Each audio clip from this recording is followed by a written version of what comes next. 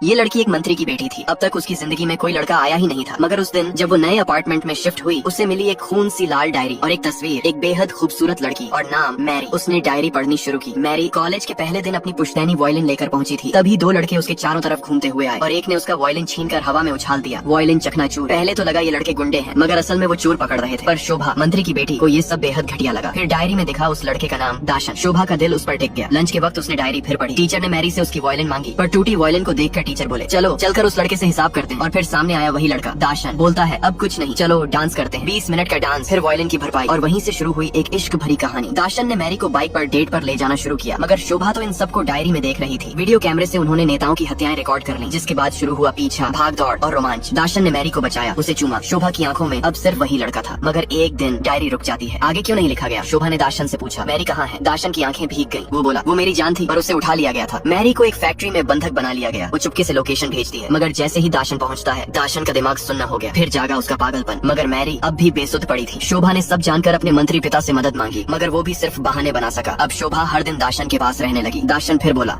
करते हैं। एक दिन कुछ लोग शोभा को छेड़ते हैं। दाशन आगे आता है, बोलता है, मारो अगर हिम्मत है। शोभा बोली, अगर ऐसा बॉयफ्रेंड हो तो जिंदगी खूबसूरत हो। दाशन कहता है, अब मैं किसी से प्यार नहीं कर सकता, पर उसके होंठ कुछ और कहते हैं। शोभा ने उस रात उसे शराब पिलाई, दाशन को अपने कमरे में लाया और सुबह वो अपने कपड़े फटे हुए पाती है। अब तुमको शादी करनी होगी। दाशन कहता है, पता नहीं क्या हुआ, दोबारा करके याद आ सकता है। शोभा हंस पड़ती है, कुछ नहीं हुआ। पर अगले दिन एक राज सामने आता है। शोभा की सगाई हो चुकी है, 4 महीने में शादी है, लेकिन अब वो सिर्फ दाशन से प्यार करती है और उसके लिए वो सब कुछ छोड़ने को तैयार है।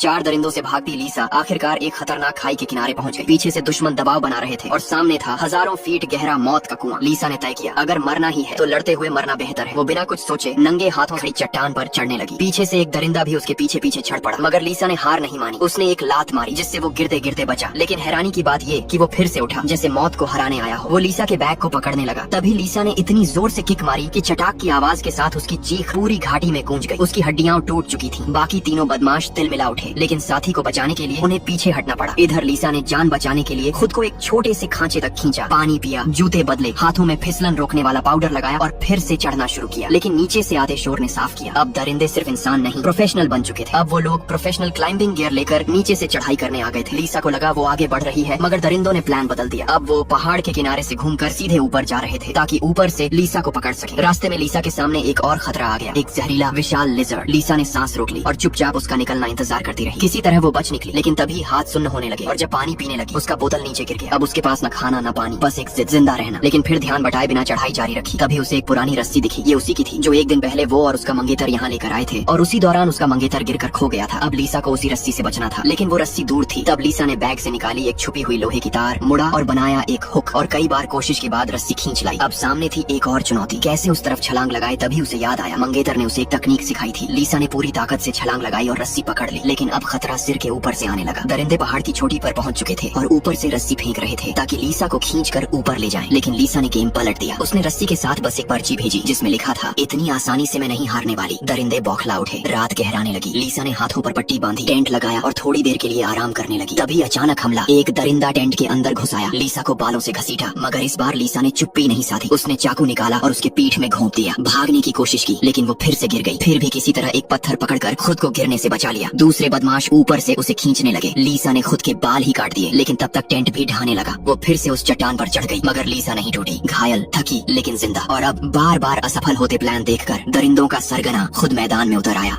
एक औरत गिरी थी सीधे उस गड्ढे में, जो कई मीटर गहरा था। चारों तरफ सन्नाटा और दीवारें इतनी चिकनी कि कोई पकड़ भी नहीं सकता। जिस्म में जख्म और दिल में डर, लेकिन वो जानती थी उसे किसी भी हाल में बाहर निकलना है, क्योंकि ऊपर उसका प्यार, उसका बॉस अब भी बेहोश पड़ा था। वो जोर जोर से चिल्लाई मदद के लिए, और दूर कहीं से आती एक हल्की सी आहट ने उसे डरा दिया। वो घबराकर पत्थर उठा लेती है, लेकिन जैसे ही सामने वाला चेहरा नजदीक आया, उसने देखा वो तो एक मासूम लड़का था। लड़का उसे बचाना चाहता था, मगर छोटा था, कमजोर था। और तभी पीछे से आया वो, जिसके आने की उन्हें सबसे ज्यादा जरूरत थी। चांग कमजोर हालत में भी वो घुटनों के बल बैठ गया, अपना हाथ बढ़ाया, लेकिन अब भी दूरी। चाओमी चीख उठी, हमें छोड़ दो, बस तुम लड़के को सुरक्षित ले जाओ। लेकिन प्यार कब इतनी आसानी से हार मानता है। कई कोशिशों के बाद भी जब तक नहीं पहुंच सका, तो चांग ने फैसला कर लिया। वो खुद कूद पड़ा गड्ढे। गिरते ही उसने कहा, जब तक मैं हूँ तुम कभी अकेली नहीं रहोगी। उसने दोनों हाथ जोड़कर छोटा सा स्टेप बनाया, उसके कंधों पर चढ़कर बाहर निकल पाई। लेकिन चांग वहीं उस गड्ढे की गहराई में लहूलुहान पड़ा रह गया। दृश्य बदलता है। इधर हाउस हाइट महल जैसे घर। अब तक कोई खबर मिलने का इंतजार कर रही थी। बटलर ने खाना लाने की बात कही, लेकिन उसने ठंडी निगाहों से पूछा, तुमसे पूछा किसी ने? उधर जब टीम को गोलियों के खोखले मिले तो समझ आ गया कोई बड़ा हादसा हुआ। फिर से जंगल का दृश्य, गड्ढे में पड़ा चांग अब बेरली होश में है, फिर से फट चुका था, लेकिन जहन में बस एक ही चेहरा था। दूसरी तरफ लड़के के साथ भाग दौड़ में लगी थी, रस्सी, लकड़ी, कुछ भी जो चांग को बाहर निकाल सके। और आखिरकार वो ऊपर से फेंकी गई रस्सी। चांग ने आंखें खोलकर देखा, वापस आ गई थी। किसी तरह वो बाहर निकला, लेकिन अब लकड़ी की झोपड़ी में चांग अब भी जख्मी है, लेकिन मुस्कुरा रहा है। चलो घर पहुँचते ही मैं तुम्हें गोल्फ सिखाऊंगा, तुम्हारी बनाई कॉफी पीऊंगा और खाना भी बनाऊंगा। लेकिन वो ये जानता था वो शायद जिंदा ना रह पाए, इसलिए उसने से कहा, अगर मुझे बुखार हो जाए तो मुझे छोड़कर चले जाना, बस तुम दोनों जिंदा रहो, यही मेरी सबसे बड़ी खुशी होगी। उसने अपनी घड़ी, जो उसके पिता की आखिरी निशानी थी, लड़के को दे दी। का दिल टूट चुका था, आंखों से बहते आंसू रोक नहीं सकी। चांग अब बहुत थक चुका था। जब उसका पसीना पहुंच रही थी तो उसने बस इतना कहा, अगर मैं बच गया तो हम तीनों मिलकर ट्रिप पर चलेंगे, बस एक वादा करो। ने सिर हिलाया, पर उससे पहले ही चांग की आंखें बंद हो गईं।